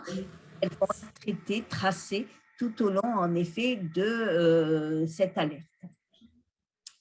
Donc, voilà des résumés d'alerte et tout ça est tracé au sein de notre plateforme. Voilà, par exemple, pour un patient, le carnet de bord qui est retrouvé sur notre dossier. Vous voyez que ce patient, il a eu quelques alertes biologiques, il y a eu des événements, etc. Et concernant la prise de poids, il y a eu une action qui est tracée. Tous les événements sont tracés également. S'il y a eu une hospitalisation avec intégration du compte-rendu dans le dossier du patient informatisé. Et bien sûr, les modules d'éducation sont tracés et l'évaluation des connaissances et des compétences du patient sont tracées. Donc, vous voyez un domaine qui est assez complet concernant le suivi de ces patients. Donc, pour le professionnel de santé, on a un système qui est multiparamétrique avec un recueil automatisé, simultané et centralisé des données, qu'elles soient cliniques, biologiques et provenant des prothèses. On a un système qui nous permet un traitement des données, un archivage et également un partage d'informations c'est-à-dire qu'on crée des documents de synthèse et par messagerie sécurisée de notre plateforme, on va pouvoir envoyer les données de suivi de nos patients. Par exemple, en effet, s'il y a eu des modifications thérapeutiques en vue d'une consultation d'un spécialiste ou du médecin généraliste. Au niveau de notre système, on a un accompagnement thérapeutique qui est également tracé avec des outils pédagogiques qu'on va essayer de faire progresser également et de faire progresser sur un mode opératoire tel que la visioconférence. Et puis, nos systèmes nous permettent de recueillir un ensemble de données qui vont nous permettre en effet l'étude de nos dossiers, la recherche clinique et l'édition de statistiques. Et bien sûr, tout ce système-là ne peut se faire qu'avec l'aide du patient et son consentement qui est en effet intégré dans notre dossier et notre plateforme. Voilà, donc des exemples très précis également d'alerte de poids programmable pour chaque patient. On a également des alertes de poids négatifs. Vous verrez tout à l'heure dans un dossier, ça peut être intéressant. Et bien sûr, comme je le disais, tout ceci nécessite pour le professionnel de santé de sélectionner le patient, de sélectionner le bon mode opératoire télésuivi et son consentement éclairé. Voilà un exemple en effet de notre dossier aussi avec, sur le plan administratif, l'identification des personnes habilitées à utiliser le système et à organiser le télésuivi. Voilà également des exemples en effet de dossiers sur notre plateforme. Concernant le mode opératoire, on a bien sûr des documents qu'on remet aux patients en plus de l'éducation concernant l'utilisation du système et on a créé des outils avec notre industriel d'accompagnement. C'est simple, le patient il a utilisé son smartphone, il a des possibilité en effet de peser avec un rond qui est bien identifié, il monte sur la balance, il valide, il envoie les données. Sur le plan tensiomètre, c'est également le cas et ce patient a un module également éducation thérapeutique où sur son smartphone, il a les outils pédagogiques qui nous permettront par téléphone de l'accompagner. Voilà. D'autres éléments. Alors, je voudrais insister sur le fait que parmi les alertes, on a des absences de poids, bien sûr, et ces absences de poids, pour nous, sont importantes parce que il faut qu'on analyse pourquoi il y a un problème de poids. Est-ce qu'il y a un problème de matériel? Est-ce qu'il y a un problème clinique? Est-ce que le patient est vivant ou pas? Dans notre expérience, on a eu 3 décès à domicile que l'on a dépistés par l'absence de poids. Et puis, voir si le patient est hospitalisé ou autre. Donc, c'est des éléments importants. Et puis, bien sûr, on a des rapports d'observance de nos patients sur nos documents de synthèse qui nous permettent également de revoir ces patients parce que peut-être le patient n'a pas très bien compris ce qu'on lui demandait, en quoi ça consistait. Et pour nous, c'est de l'accompagnement thérapeutique qu'on doit faire en plus. Voilà, donc les différentes alertes, on voit que ce patient a pris 3 kilos et donc on va en effet tracer les actions qu'on va mener. Est-ce que bon, c'est une fausse alerte? Est-ce que c'en est une vraie? Est-ce qu'il a le patient a vu son médecin, etc., etc. Et on va anticiper les consultations. Voilà les documents pédagogiques que l'on a créés, vivre avec son traitement, cœur et diététique, activité physique, et ça nous permet de travailler avec ces patients-là. Voilà les documents de synthèse concernant l'évolution du poids de ces patients, l'évolution de la fréquence cardiaque, s'il y a eu des événements, si le patient est stable. Et vous voyez qu'en termes de transmission, le patient a une observance à 0,77. Voilà, s'il y a eu des épisodes de décompensation cardiaque, s'il y a eu des interventions médicales. Donc, tous ces éléments-là qui sont en train d'être finalisés, parce que pour l'instant, ils sont peut-être un peu trop compliqués, on transfère tout ça par voie informatisée, donc à nos correspondants. Alors, quels sont le ou les rôles de l'infirmière? Ben, ils sont multiples. Dans le cadre de nos activités, on a un rôle important qui me paraît fondamental quand on fait de la télémédecine et de la télésurveillance, c'est ce premier contact avec le patient, cette inclusion. Il faut présenter le service, alors que j'appelle moi cardioverne, mais ça peut être le service de télésurveillance, pour expliquer en effet pourquoi on va recueillir toutes ces informations, présenter le matériel, recueillir le consentement, informer et évaluer les connaissances relatives à la maladie, remettre des documents informatifs. Et notre rôle également, c'est repérer le profil du patient pour lui proposer le bon matériel, mais également repérer les difficultés dans le parcours de soins et de vie du patient, et notamment la fragilité surtout du patient âgé, qui va nous conduire à mettre en place des actions avec les infirmières libérales.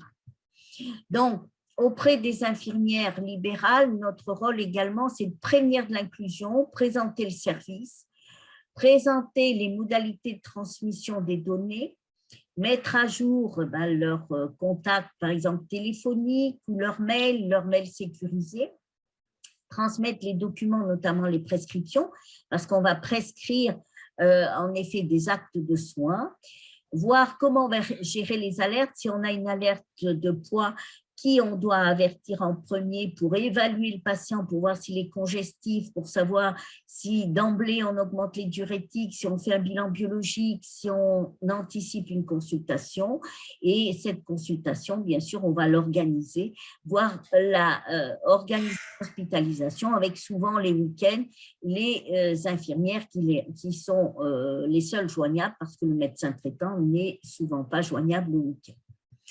Donc, dans le cadre de nos activités d'infirmières je dirais, centre dédié à la télésurveillance, bien sûr, ce suivi des patients au quotidien et la gestion des alertes et des alarmes qui va permettre de cerner les attentes du patient et de son aidant, coordonner le suivi, proposer une surveillance et une prise en charge adaptée, faire de l'accompagnement thérapeutique. Et la gestion des alertes, c'est pour ça que je répète, l'acte est un acte médical, il faut bien connaître notre malade et le dossier. Il faut savoir diagnostiquer, échanger, analyser et aussi anticiper. On revient à mon petit schéma avec l'œil, il faut savoir anticiper. La télémédecine, c'est de l'anticipation. Par exemple, il faut prévoir en effet que le patient, avant le week-end, s'il commence à prendre du poids, il faudra être vigilant parce qu'il faut peut-être faire des actions immédiatement plutôt qu'attendre lundi où on apprendra qu'il est hospitalisé parce qu'il a été en effet en détresse respiratoire sur un OAP. Alors, les autres rôles de nos infirmières de coordination de télémédecine, c'est bien sûr mettre à jour le dossier. Et la mise à jour, ça veut dire réévaluer avec le médecin également quelquefois le poids de référence. Créer des outils, participer à la formation, développer les antennes périphériques et collaborer avec les autres infirmières hospitalières de télécardiologie, de réadaptation cardiaque ou dans certains établissements, les unités de TP. Alors, par exemple, un exemple de télésuivi, nous avons eu à prendre en charge un patient de 72 ans, informaticien, qui était diabétique, qui avait un traitement Péros géré par le patient. Par contre, il ne voulait pas s'occuper de l'insuline, c'était l'infirmière qui passait pour lui faire ses injections. Et vous voyez un petit peu l'organigramme et la flèche de suivi de ce patient qu'on a inclus après différents épisodes. On voit qu'au mois d'avril, c'est-à-dire plusieurs semaines après sa prise en charge, il a pris du poids avec des œdèmes, donc on est intervenu, on a augmenté le traitement diurétique en collaboration avec le médecin, et puis on a établi certains éléments d'accompagnement thérapeutique. On a été également alerté par la biologie des marqueurs, etc. Et puis, après une phase de stabilisation, il allait bien avec une consultation cardiologique tout à fait favorable. On a réadapté son poids de référence. Donc, voilà, tous ces éléments, en effet, sont un accompagnement de vie du patient qui est tracé dans le dossier et vous voyez que pendant cette période-là, il n'y a pas eu d'hospitalisation pour insuffisance cardiaque. On a établi de l'accompagnement thérapeutique sur le traitement et en collaboration avec nos collègues cardiologues, on a pu organiser les consultations programmées. Alors, quels sont les résultats de ce qu'on a réalisé, nous, sur notre population? Je rappelle, de plus de 2500 patients. Voilà un petit peu la caractéristique de la population. Alors, moyenne d'âge un peu plus basse que celle qui est annoncée lors de l'étude 2017 de la CNAM, mais on a 40% des patients qui ont plus de 80 ans. On a des patients isolés pour 38% des cas. Et quand je dis isolés, c'est isolés socialement, mais également isolés sur le plan social, familial. Et ça nous pose quand même quelques problèmes. 43% des patients ont des pathologies et des polypathologies, dont certains des troubles cognitifs. Et ces troubles cognitifs, ils ne sont pas incompatibles avec la télésurveillance. On a des patients qui sont typiquement des patients classiques sur le plan étiologique avec des ischémiques et des cardiopathies dilatées. Et les résultats globaux sont ceux-là. Concernant la mortalité toute cause à 6 mois, sur tous nos patients, on a une mortalité à 5,8%, et alors que dans le groupe qu'on a comparé en 2017, elle était à 22%.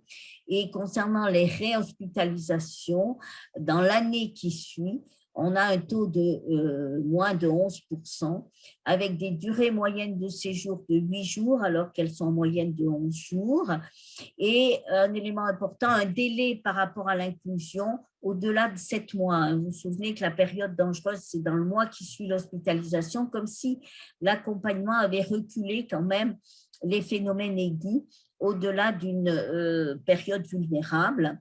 Et on a réduit surtout les admissions, quand il y avait admission nécessaire, via les urgences, 8 fois sur 10.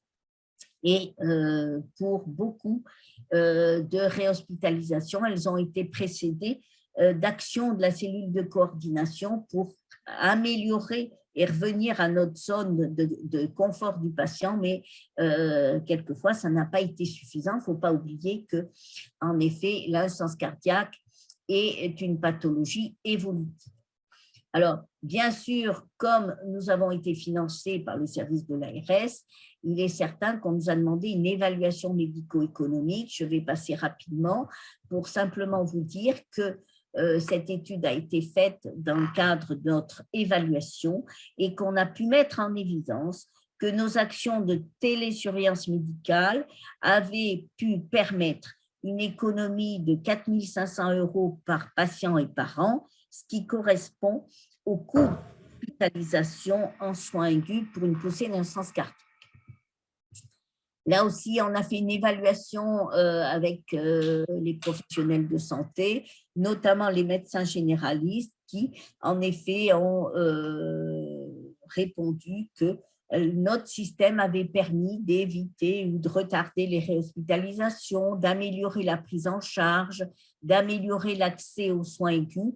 Par contre, on a encore un gros travail pour améliorer les échanges avec eux et les connaissances en matière d'insuffisance cardiaque. Et je suis persuadée que toutes les mesures et les référentiels qui vont être mis en place pour la télésurveillance vont tenir compte de ces demandes de formation vis-à-vis des médecins généralistes notamment.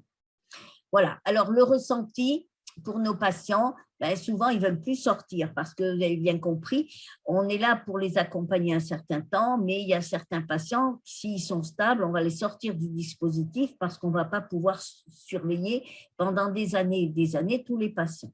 Donc, on a fait un gros travail pour évaluer ceux qu'on pouvait sortir parce que notre rôle, c'est de dire on vous accompagne, on vous fait acquérir les compétences nécessaires à votre autosurveillance et puis ensuite, on vous lâche en effet, pour que vous puissiez, en effet, vous autosurveiller avec toutes les compétences qu'on vous aura transmises. Il y en a beaucoup qui n'ont pas voulu sortir du dispositif parce qu'ils estimaient qu'ils étaient en sécurité. Les infirmières libérales ont beaucoup apprécié ces actions de participation parce qu'elles font leur vrai métier. Et puis, avec les médecins généralistes, une excellente coopération. Et il y a un autre domaine qu'il ne faut pas oublier, c'est le domaine de la pharmacie libérale, de l'officine, où on a eu un travail collaboratif très important parce que beaucoup de pharmaciens s'investissent en ETP et un rôle de conciliation médicamenteuse et souvent participent activement au suivi des patients parce que c'est eux qui préparent les pilules et autres.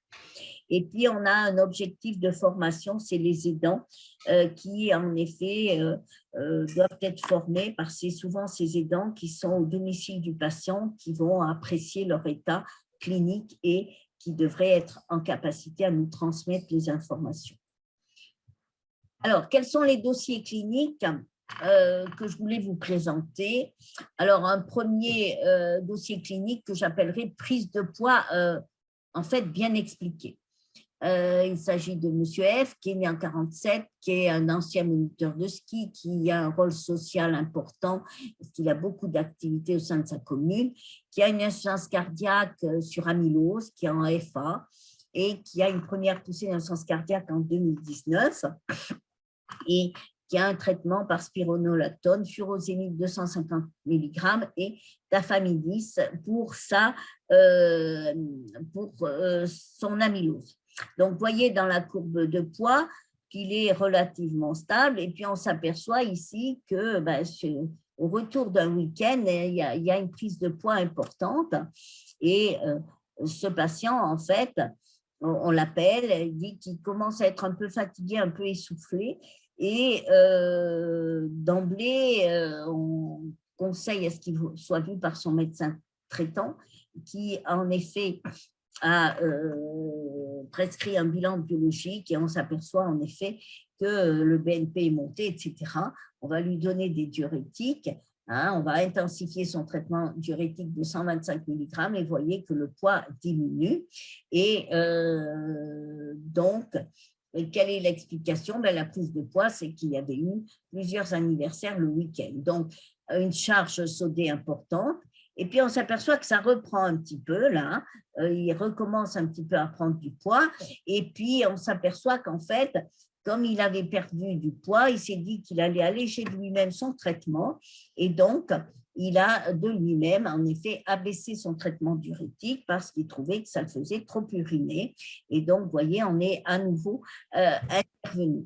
Alors, quelle est l'expérience de tout ça? C'est qu'il faut agir à temps, bien sûr, mais ça nous permet, nous, cellules de coordination, d'analyser la vie et le réflexe, les questionnements, tout au moins les attitudes des patients.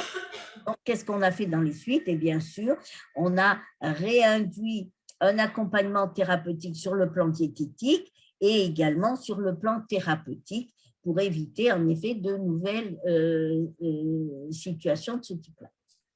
Alors, un autre dossier clinique, parce qu'on parle de prise de poids, mais quelquefois, il peut y avoir des pertes de poids. On a un patient de 48 ans qui est suivi pour une cardiopathie dilatée, qui a un DAI, qui a un traitement par furosémide, Inspra, Entresto, Forxiga, bisoprolol, donc un traitement optimisé, qui était parfaitement stable autour de son poids de base de 94 kg. Et on est alerté parce qu'il perd du poids. Il perd du poids, donc en fait, qu'est-ce qui se passe? On l'appelle, il est au fond de son lit, il est avec un Covid et il vient d'avoir un bilan biologique et on s'aperçoit que la créatinine s'est élevée de plus de 30%. Et donc, qu'est-ce qu'on va faire? Bien sûr, ce patient est déshydraté, il a de la fièvre, on va alléger le traitement en effet diurétique et pour améliorer la situation. Donc, voilà aussi des situations qui permettent chez des patients fragiles qui ont des traitements qui doivent avoir une situation de volémie parfaitement stable, voilà des difficultés qu'il faut savoir anticiper. Autre élément, voilà le cas d'un patient, c'est M. TR qui a 53 ans, qui a une cardiopathie ischémique, qui a aussi un DAI et qui est resynchronisé, qui a un traitement optimal avec quand même du furosémide à 100 mg et on est alerté en effet quand il rentre à domicile parce qu'il a pris du poids, il a été hospitalisé en urologie pour une chirurgie prostatique et en effet il n'a pas eu son traitement pendant plusieurs jours et donc vous voyez on est obligé de réintroduire un traitement pour stabiliser en effet l'évolution du poids et après une phase de stabilisation, on est à nouveau alerté parce qu'il reprend du poids. On interroge le patient, il a arrêté les diurétiques parce que comme il a ses problèmes prostatiques, il n'arrive pas bien à uriner et en effet, c'est l'explication en effet qui répond à notre questionnement. Donc là aussi, mesures thérapeutiques et accompagnement thérapeutique qui fait suite à ces éléments-là. Autre cas clinique un peu plus complexe, c'est M. Beck qui a 78 ans, qui a une cardiopathie ischémique, qui a 20% de fraction d'éjection ventriculaire gauche, qui est sous l'Azimix IEC bêta-bloquant. Et vous voyez l'évolution de son poids, relativement avec un poids de référence à 69 kg. Par contre, vous voyez qu'au niveau de l'indice optivol, ce qui se passe. Donc, on se pose la question, qu'est-ce qui se passe? Alerte, le patient a un poids stable, il ne crie pas d'œdème. Par contre, il se dit un peu plus essoufflé et on aperçoit qu'il est sous corticothérapie depuis 5 jours pour un problème arthrosique et d'arthrite inflammatoire. On fait faire un bilan biologique et là, on s'aperçoit que le BNP est 4200 alors que habituellement, il est inférieur à 1000 et donc on va intensifier d'abord les mesures diététiques parce que sous corticothérapie, il est bien spécifié aux patients qu'il faut qu'il soit prudent par rapport à ses apports sodés. On va rajouter un traitement diurétique. Vous voyez qu'il va perdre du poids et en fait, l'indice va se normaliser. Alors, notre rôle aussi, c'est que bien sûr, le poids était un élément en effet défectueux dans l'analyse du suivi du patient, et bien on va réactualiser le poids de référence pour le mettre à un niveau plus bas. Voilà un petit peu un autre élément de suivi. Un autre élément important qu'on peut en effet observer, ici c'est le cas d'un patient qui a 75 ans, qui a une cardiopathie ischémique stentée sévère avec dysfonction VG, qui a un défibrillateur, et qui a une insuffisance rénale. Et en fait, on lui découvre en télécardiologie des accès de FA et le patient est hospitalisé pour sa radiofréquence. Et nos collègues cardiologues nous disent, mais comment ça se fait, qu'est-ce que vous faites à Cardioverne? Ce patient, il est arrivé et il était un peu essoufflé, à l'échographie, dépression de remplissage élevée. On a fait un BNP et en effet, il est très élevé.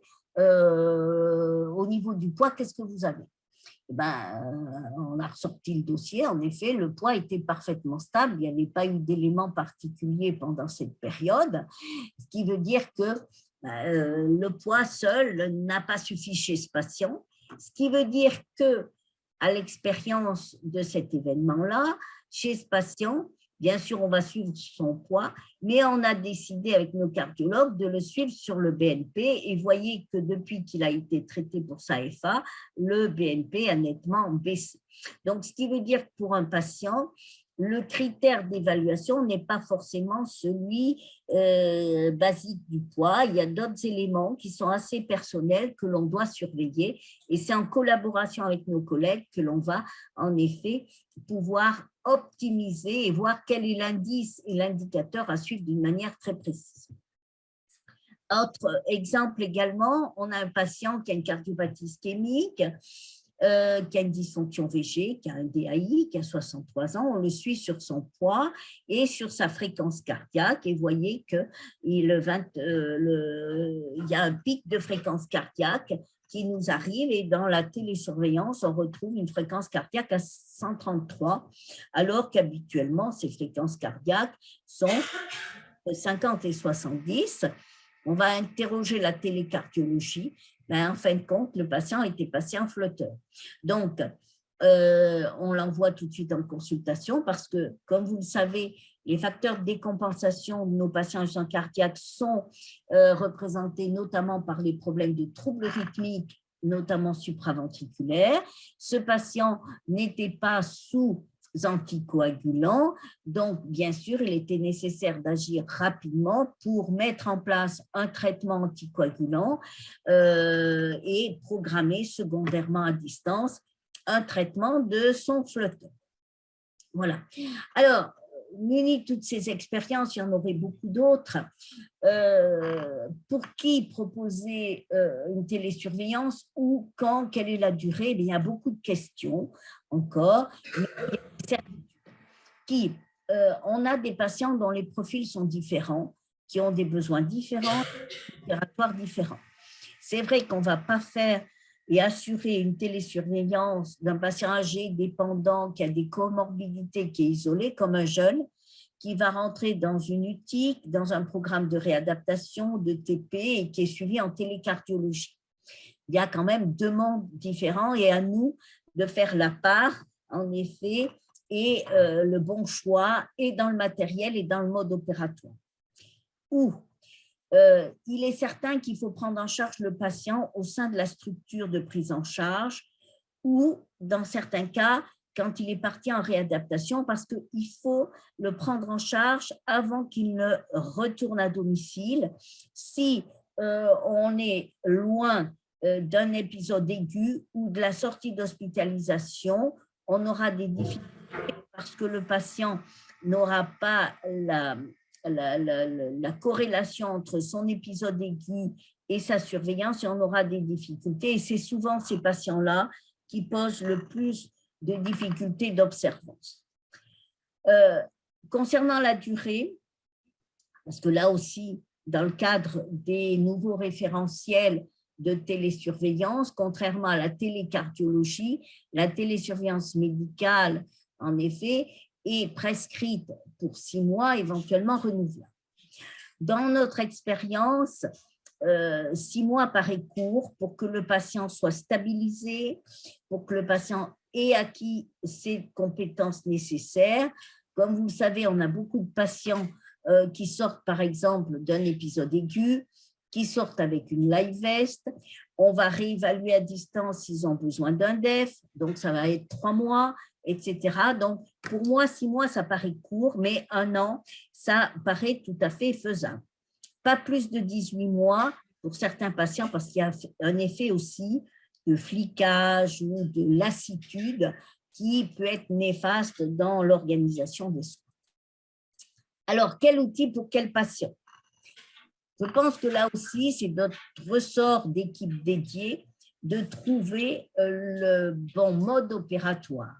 Pour le patient qui est essentiellement congestif, le patient âgé, ce qui représente pour nous 65% des patients, l'outil simple, la balance connectée paraît suffisante, avec bien sûr un rôle important des infirmières libérales à domicile. Pour le patient qui est plus jeune, la surveillance multiparamétrique paraît en effet nécessaire parce que d'abord, leur faire avaler la pilule qu'ils doivent se peser tous les jours en attendant un phénomène de rétention hydrosodée alors qu'ils n'en ont jamais fait, ça paraît assez compliqué.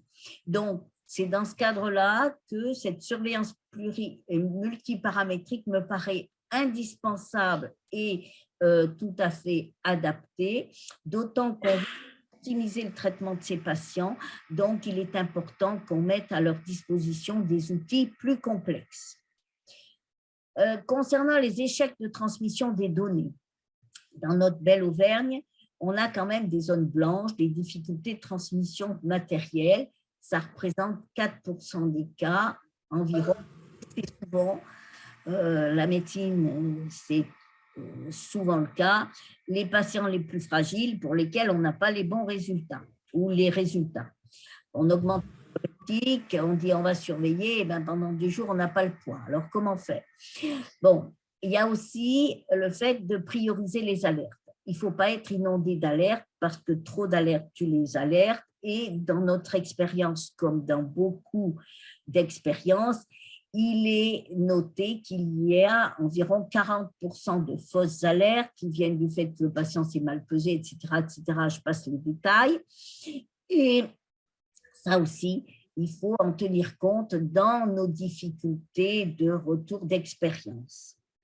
Alors, je sais, j'en profite pour dire que beaucoup d'industriels proposent qu'il y ait un filtre de ces fausses alertes au niveau de leur structure et de leur plateforme. Alors, peut-être c'est très bien. Moi, j'ai une idée très précise là-dessus. C'est qu'il faut éviter pour les patients de multiplier les intervenants. Et je crois qu'il faut être simple, travailler en bonne symbiose et en bonne intelligence avec l'industriel qui va proposer le matériel pour éviter difficultés de transmission des données et éviter les alertes. Si vous avez un papier ou une mamie qui reçoivent 30 coups de fil dans la journée, pour une fois le système de télésurveillance, autre fois la télécardiologie et l'industriel, de dire que c'est une raison globale d'échec de notre prise en charge. Il y a un autre élément que je voulais vous dire, c'est que quand on équipe un patient, quel que soit l'équipement, et quand on le fait rentrer dans une structure de télésurveillance médicale, on a un rôle psychologique et un effet collatéral de ce que j'appelle cet objet.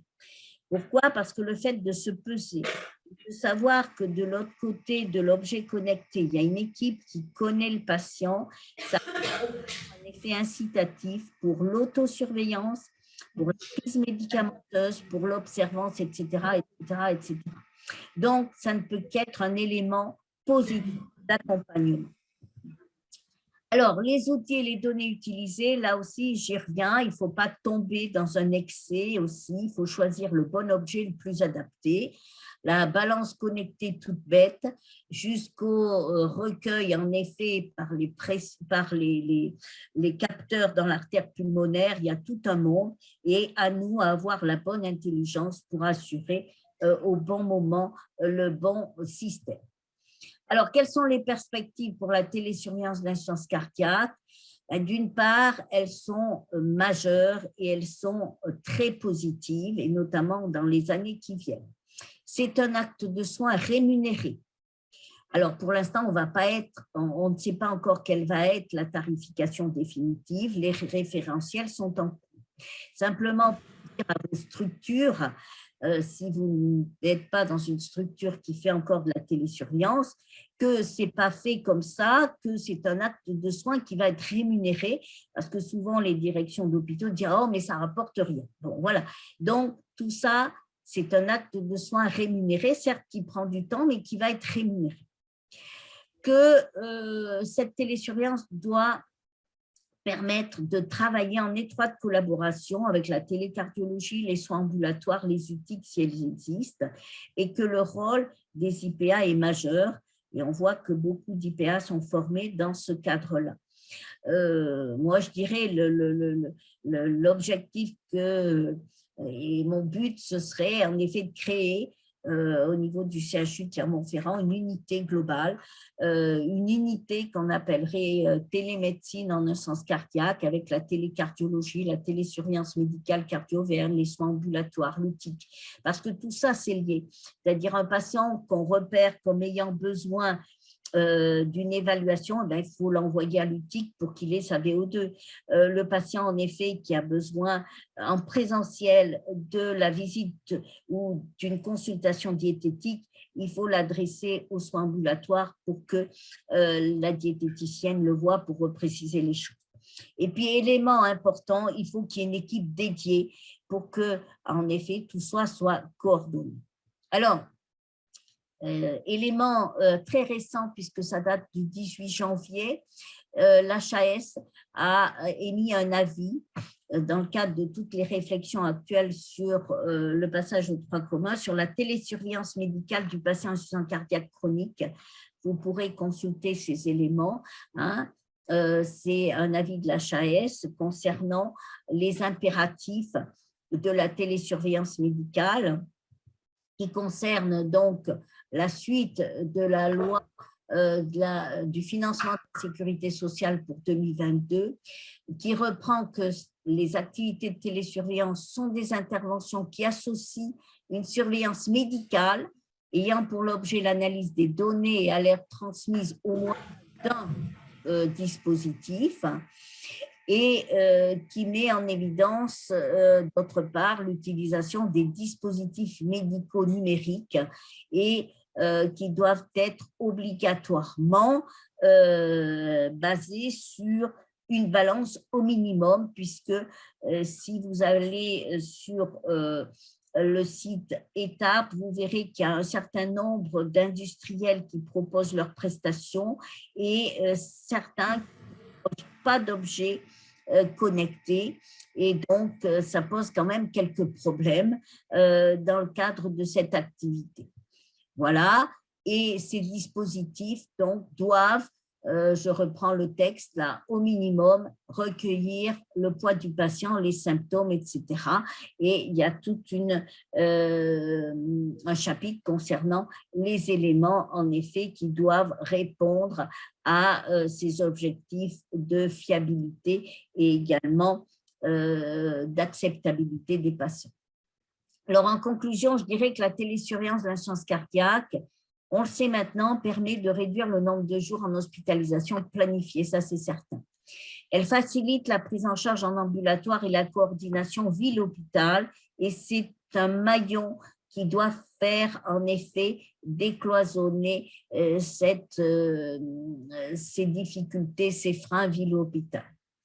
Ça devient une activité rémunérée, mais qui nécessite du personnel dédié, formé, et qui va en effet participer à la pérennité du système. C'est un acte médical, donc pour nous médecins, c'est un acte médical, c'est un acte de soin avec toutes les responsabilités que ça comporte. Ça nécessite du temps. Ça veut dire que on ne peut pas imaginer que nous, praticiens, on fasse ça entre deux portes, en disant « Ah oui, celui-là, il a pris du poids, faites ci, faites ça ». Non, il faut se poser, analyser les dossiers, donc il faut que ce soit un acte médical qui soit en effet réalisé à un temps dédié et pas entre deux consultations ou entre deux coups de fil. Elle fait partie du parcours de vie et de soins du patient, quel que soit son profil et son lieu de vie. Alors, il y en a certains qui disent « Oh, mais on ne va pas l'équiper, ce malade, parce que chez lui, le réseau ne passe pas ». Ce n'est pas ça. Le problème, si on veut en effet assurer le suivi de ce patient, il faut trouver une solution dégradée. Et en effet, c'est ce que nous faisons, nous, avec notre industriel. Il faut qu'on voit quelles sont les solutions, en effet, parce que c'est trop facile et c'est en effet ne pas permettre aux patients d'avoir une surveillance importante. Ça crée un lien entre patient et équipe soignante et entre soignants. Alors, ce lien entre patient et équipe soignante, il est vrai et il est pérenne et il est durable. Moi qui faisais que du soin, j'avoue que j'ai appris beaucoup de choses parce que par téléphone, on crée des connaissances avec les patients, des liens, etc. Et ils se confient beaucoup et on arrive à voir leur style de vie et leur mode opératoire. Et puis, entre soignants aussi. Moi aussi, j'étais dans le secteur hospitalier, j'ai appris aussi à ce que cette télémédecine crée des liens avec les médecins généralistes. J'ai appris beaucoup de choses dans leur mode de fonctionnement, etc. etc. Il ne faut pas oublier que cette télésurveillance médicale permet l'accompagnement thérapeutique qui est essentiel dans cette maladie. Et on a un rôle aussi dans l'optimisation de la thérapeutique de nos patients insuffisants cardiaques. Quand on voit les durées de séjour courtes de nos patients, ils n'ont pas eu, pendant le secteur hospitalier, toute l'optimisation thérapeutique qui doit être réalisée. Je vous rappelle que lors d'une précédente diapo, je vous ai montré qu'à 6 mois, 50% des patients n'étaient pas optimaux en termes de traitement. Donc, le fait d'avoir régulièrement les traitements des patients, d'agir sur l'accompagnement thérapeutique permet d'optimiser la thérapeutique. Et puis, c'est notre expérience récente, et notamment la crise Covid y a participé de manière importante, c'est que la télésurveillance intègre également téléexpertise et téléconsultation, notamment chez des patients qui sont éloignés. Et le travail notamment qu'on fait, nous, avec les CPTS et les médecins responsables des CPTS, passant par la téléexpertise, en est en effet une vérification. Voilà, écoutez, j'ai fait un rapide tour de cette problématique. Je vous remercie de votre attention et puis je suis là pour échanger avec vous autour de questions et de précisions.